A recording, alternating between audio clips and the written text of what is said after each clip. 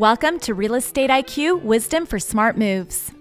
We will explore the insider secrets tailored exclusively for Silicon Valley home buyers, sellers, and investors, arming you to conquer the unique real estate landscape. So, without further ado, let's dive into this exciting conversation. Today, we welcome Randy Zachman, the Chief Executive Officer of Clean Solar. Their mission is to provide homeowners with energy independence with solar energy solutions. Sustainable energy problems of Silicon Valley. Silicon Valley, a tech epicenter, outpaces the global average per capita energy usage by over 300%. Silicon Valley Power's commitment to 50% renewable by 2026 and 60% by 2030 is a stride toward offsetting this high consumption.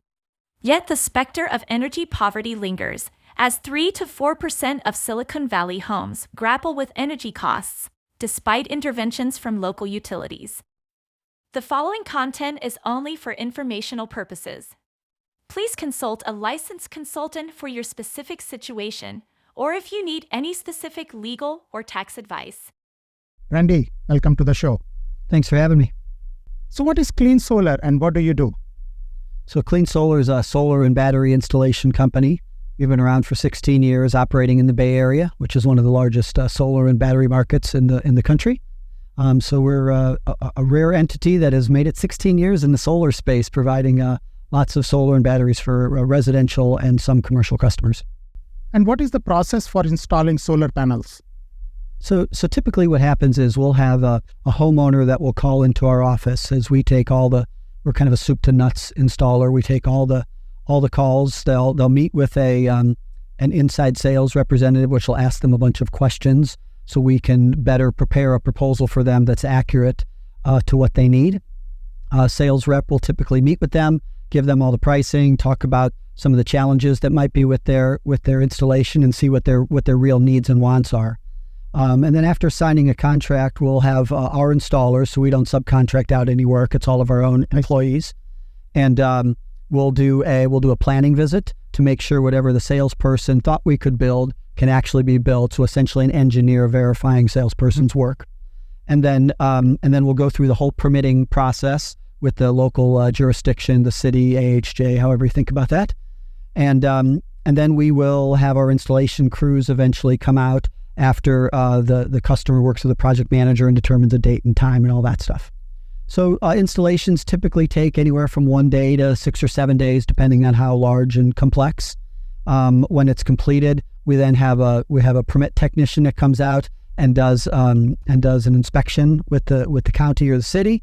Once that passes, then the salesperson gets reconnected through the project manager to the customer, and they will go through all the final steps and make sure the system's commissioned and answer all the questions that the customer has. And then after that, the systems just kind of work. Right. This is the nice thing about solar, is that there's not a lot of moving parts, really.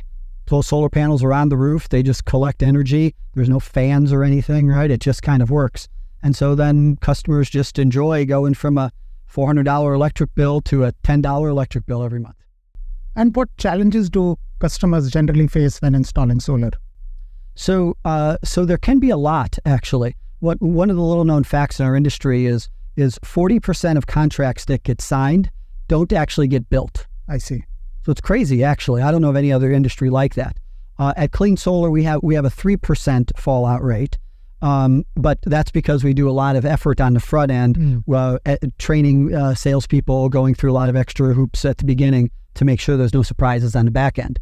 So the types of challenges people could have are their main service panel isn't large enough. So they'll need to have an upgrade to a 200 or 400 amp service panel, depending on what's going on in their home and how large their system or battery system might be. They can also have roof issues. So any roof that's older than 15 years old, probably you're not putting a solar system on it unless you get either a new roof or get new underlayment under the roof. Because you're going to go up on the roof and that solar system is going to be there for a long period of time. So you want to make sure that is going to be weatherproof for 20, 30 years or so. So those are the two main things I would say that can come up. there's lots of little things with jurisdictions that can happen as well, but those two are the big hurdles. So you help customers resolve all those challenges. Yeah, we do all of that. It's very common for us, so it's something we try to handle right out of the gate. So the weird thing that happens, I feel like in industry overall, is salespeople try to sell something and don't worry about what happens afterwards, right? So we just take a different approach and say, hey, Mr. or Mrs. Homeowner, you're going to have this issue and it's going to cost X amount of dollars. So if you want to move forward, that's going to be part of the deal, or you're probably not going to end up with solar, right? And so there's a little bit of a different methodology when you're preparing someone for what they're going to see as happen, as opposed to just trying to get a sale out of it. Right. So is it fair to say that you are a one-stop shop for anybody who's looking to install solar? Absolutely. Yes. Yeah, we do all of it with our own employees, and we enjoy that. We're able to control the experience a little more. Sure. And so that way we can say, here's our principles and guiding light, and then we can deliver on that expectation. That's interesting. And how does location play a role in the effectiveness of solar? So as far as solar is concerned, you always want solar facing in a southerly direction. I see. Ideally, you want it on a south-facing roof. Your next best location is a southwest-facing roof, and then a southeast-facing roof would be your third choice. If you put things on a northern-facing roof, you're going to lose about 30 or 35% efficiency, which means you need 30 or 35% more solar panels in order to get the same production, therefore increasing the cost roughly 30 or 40%, right. And then the economics kind of go away. So lots of homes are southerly facing, and normally people have good enough roof spaces to do that. Where you typically find challenges is when you get into tall buildings, apartment buildings, that kind of thing, where you've got a lot of people stacked on top of one another. But for the most part, you can solve at least much of the electricity bills that people have, if not all of them. And share a story where a homeowner substantially raised the value of his home by installing solar. Yeah, so this is an interesting part that not many people, I think, realize or think about. It's one of the only investments you can make in your home where you're actually making money as it increases the value of your home, right? If you add a new kitchen or new refrigerator or whatever, you're going to add to the value of your home, but that's just an out-of-pocket cost. This, you have an out-of-pocket cost that then pays for itself, that eventually adds to it. And what most people don't realize also is the speed at which homes sell that have green energy on them. Right. So homes will actually sell 30 to 40% faster just by having solar on them. So that's one of the key benefits, especially as we get into a market that we're in now with interest rates being so high. And then from a property value standpoint, so I've got lots of homeowners that will come and get solar systems from us early on, 16 years ago or so, and then they're on their third solar systems now, right, because they realize that as they move from house to house every 3, 5, 7 years, that investment paid for itself, and so they typically, I think it's very rare for someone to get solar, move to another home, and then not get solar again. We see it all the time. It's our add-on business, or our customers who are repeat customers, which I wasn't really expecting in this industry, right? Because you think it's a one-time big investment for somebody, but it's astounding. It's over 25% of our customers are ones that kind of come back. That's interesting. And what is net energy metering? So the term net energy metering means what happens when the meter spins backwards. So what that means is I've got a solar system on my roof that's going to produce power. That power is going to come into my home, and I'm going to use it on my computer, my air conditioning, my lights, whatever it might be. Whatever energy that I don't use in my home then goes out to my meter, and it'll spin the meter backwards. Mm-hmm. And so net energy metering is the term and the concept that says what do I get paid when that happens? What's the value proposition of spinning a meter backwards? Mm-hmm. Just by using my home, the value proposition is whatever I would have paid for that electricity. Right. But that doesn't mean when I spin a meter backwards, I get the same value. So when I started the company 16 years ago, we were on what was called NEM 1, or Net Energy Metering 1.0. And that was retail value. If you were getting charged 45 cents, the utility had to give you 45 cents to spin your meter backwards. About 7 or 8 years ago, we switched to NEM 2, Net Energy Metering 2, and there was about a 10% tax put on solar. I'm simplifying that, but that's the general outcome of what it was, about a 10% tax put on those electrons. So if you were paying 40 cents for electricity, you'd probably get 36 cents back for spinning your meter backwards. That changed in April of this year, where now the utilities and the government have decided to tax solar systems to the tune of 90%. Wow. 90%. So think about that. Is there any industry you know that's taxed at 90%? I can't think of any. And the fact that it's in an area of renewable energy where we're trying to cut greenhouse gases and climate change, it's an odd thing to go from 10% to 90%. Right. Now, most people would say, "Well, why the heck is that going on?" There's reasons behind it that are probably too detailed here. We have to get to a point where that was going to happen. The problem is going from 10% to 90% is not good overall for an industry. So that's where net energy metering stands today. Sure. And what myths exist in the market today about solar energy? The biggest myth has always been that solar is expensive. So one of the reasons I started this company 16 years ago, before there was any financing for solar, by the way, was because if you financed a solar system, you took a HELOC out on your home, a home equity line, and financed your solar system, you would pay for it in somewhere between a 5 and 15 year period of time. And so if you think about as a homeowner, what your energy cost is and what your loan is that you have with the utility, it's a lifetime loan. Right. You're always going to pay your utility forever. Mm-hmm. And the price is always going to be higher year after year. So most people think solar is just for people who have a lot of money, or they have big homes, or they can afford a lot. And the truth is, it's just the opposite. It's for anyone who has any substantial electric bill over about $100 to $150 a month. They will save money today on getting a solar system. And after that 5 to 15 year period of time, they won't have an electricity bill. They'll have zero. Right. So it's one of those kind of no-brainers. And once people look into solar and realize that, everyone moves forward because the typical thought is it's too good to be true, and it's just not the case. Just that the finances work that way. And are there any federal tax credits available for solars? Yeah. So there's the Inflation Reduction Act from last year just extended the tax credits of 30% for another 10 years. So we've got 9 years left on them. It's been about 30% for a while. And a tax credit means it's not like a tax deduction. It's actually dollar for dollar. So every dollar that you would owe on your taxes, you would get you'd get the tax credit for that. So it's real dollars. So if a solar system costs, say, $10,000, you're going to get a $3,000 tax credit from the federal government at the end of it. Worried about the dilemma of selling first or buying first?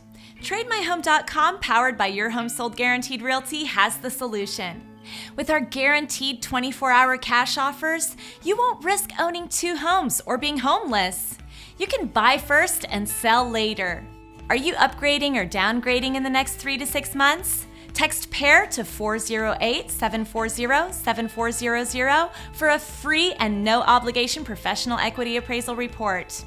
For more information, visit TradeMyHome.com or call 408-740-7400. Remember, at TradeMyHome.com, your home is sold guaranteed or we'll buy it. And how do you customize solar solutions for different clients?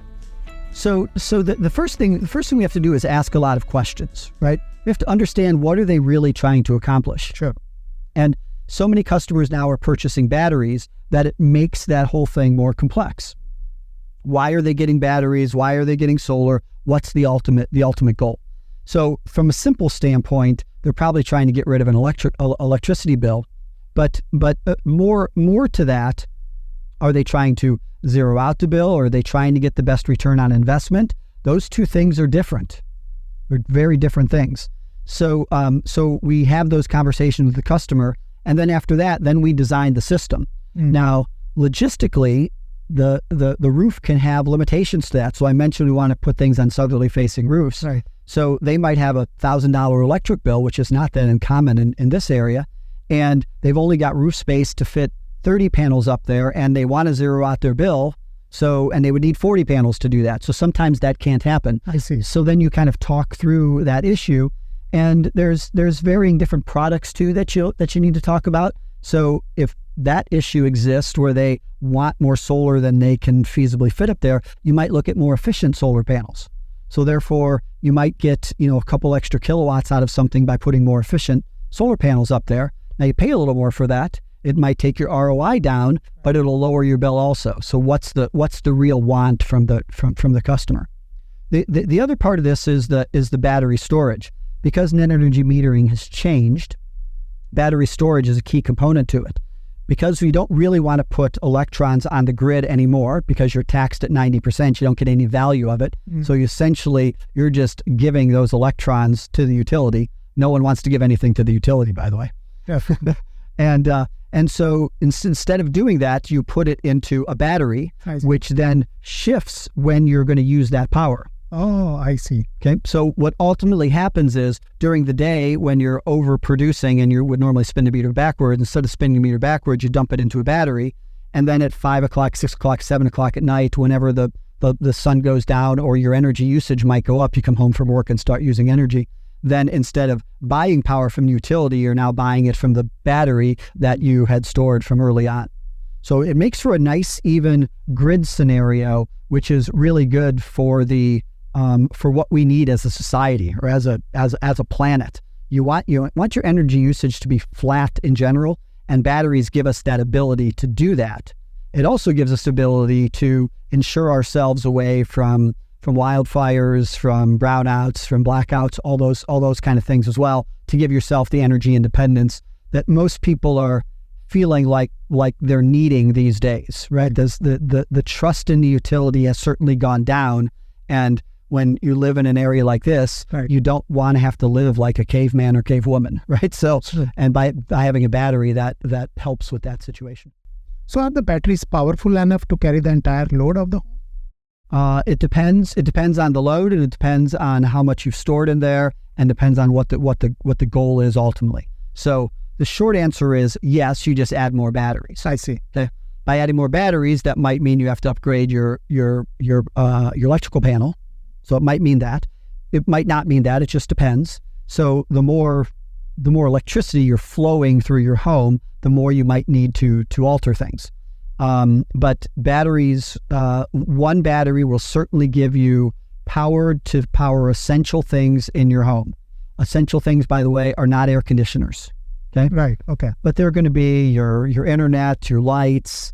You can run electric ranges, that kind of thing. Mm-hmm. So it's the basic stuff that you would need to get through that hour or 10 hours of a power outage. One battery can do that. Now, many people want more than that because they want to power more. Or maybe they've got 6 or 7 bedrooms in their house, right, and they've got circuits all over the place, and so they need to back up more. So sometimes you need more. So that's part of what this process is. Most homeowners, when they call us, all they think about is, I want to back up the power to the home. Right. But that's a very simplistic way of looking at it. So we have to have lots of dialogue about what does that actually mean. Right? Does the fish tank have to be powered, or doesn't it? And if the fish tank does, what circuit is it on? Right. And what circuit is that attached to? Because if I'm backing up the fish tank, that might be connected to the microwave and some lights. And so I'm backing up all that because it's all on that circuit already. Right. Make sense? Can you charge a Tesla on batteries?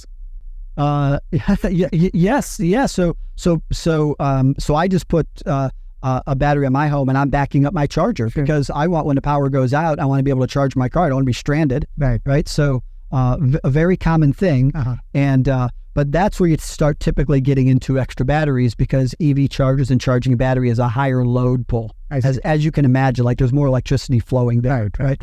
So, but it's one of the higher wants from a customer is to back up something like that. And that's only going to get greater. And what other advances can we expect in solar in the future? Yeah, so it's interesting. When I first started the business, there was this expectation of a Moore's Law growth in solar, meaning that we were going to have, 16 years ago, we had 250 watt panels.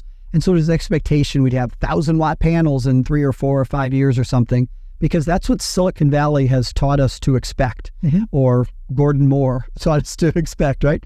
And the truth is that's not what happens. So today those 250 watt modules are 400, maybe 425 watts that many years later. So it's got incrementally better, and it'll continue to get incrementally better. But there's a limitation to how much more solar panels can get efficient. There's just the technology only takes you a certain distance. And so where the real advancements are coming in, how batteries are incorporated into it, how batteries work and what batteries can do, and the brains within the batteries. Right. So batteries, for instance, have a new thing, probably a year or two ago, one of the battery companies came out with a thing called Storm Guard, which means that the battery's connected to a weather app, and when bad weather is coming in, it stores more power than necessarily using it later, like I had described earlier, where you use your power later in the day. It might store more, and then you just buy power if the storm is coming that night. Right. So then if power goes out, because the likelihood of that going out is higher, it is smart in that way to understand. So I think you'll see lots of things like that help us be more efficient with how the electrons flow within our home in order to make it commonsensical. And how do clean solar stay on top of that ever-changing technology? Yeah, so there's a few things. So in the solar industry, people within the solar industry call it the solar coaster. I see. And it's because things are always changing. Like just when you think you understand and know something, it changes drastically. So net energy metering is a good example of that recently. From a technology perspective, so because we've been around so long, and I run the Bay Area chapter of CALSA, which is the California Solar and Storage Association. So that group is essentially the big trade organization for California solar and storage. I get to see a lot of the things that are coming down the line a little more because I'm a part of that. And so it's things like, new inverter technology, new battery technology that's coming out. I just naturally get to see it through that. There's the natural things we do, like trade shows, reading publications, just being in the know. And then the last thing I would say is, we're the largest local solar installer in the Bay Area. So companies like Tesla and Sunrun and whatnot are national figures, but we're just local to this area. And so in this area, we're the poster child for local construction company. Right. And so everyone wants to sell us products. So anytime anybody has anything interesting, they're knocking on my door. Sure. So I don't have to go searching too hard, really, because we do enough volume here, being the size that we are and the reputation that we have in the industry, that it naturally affords me the ability to be able to see and understand coming technology and coming changes in the industry, because just the infrastructure of the industry itself is constantly changing. And why is clean energy vital for our future generation? Yeah, so I think most people are familiar with global warming and all the things that cause that, and brown power not good and green power good, right? Like everyone I think is kind of familiar with that philosophically, but I think it's a little more than that actually. So if we think about how we are as Americans, we like to own things. People want to own homes, right? We want to own our car, right? And we want to and we want to do those things because we want to call them ours. And electricity is continually being taken away from us, or at least threatened to be taken away from us, right? And so to own that piece of it I think it's vital to the emotional core of who we are as a society here in America. So we clearly need to get rid of greenhouse gases. Clearly solar and wind and tidal generation and all that kind of stuff is all super important. But by the way, solar is not the only thing that people can do, and not the only thing that's going to get us over the hump, but it is a critical factor in that happening. And it's probably the easiest thing for a homeowner to do, that or maybe buying an electric car. Like those things are easily approachable, easily understandable to do. And so it's the way for people to feel like they're not only owning things, but also contributing to a greater good, right? And so I think all that is super important for not only here in America, but the message that we send out to the rest of the world. And why should homeowners choose Clean Solar as opposed to other companies out there? So the thing that Clean Solar has hung our hat on forever is we just try to be the best. So if you go and look at our ratings and all the different rating sources out there, we're the top of everything. So in our industry, what most people don't know is in the 16 years we've been in business, when I started, there were 663 solar installers that were selling solar in the Bay Area. Of those 663, 16 years later, there's 12 still standing. So there's a 98.2% failure rate in our industry. 98.2. Again, I don't know another industry that has that kind of failure rate. It's higher than the restaurant industry, which is typically thought to be a high failure rate. So the fact that we've been able to survive that long is, I would attribute to the fact that we listen to homeowners. We care about what they want, and we do the right thing. It doesn't mean we don't make mistakes.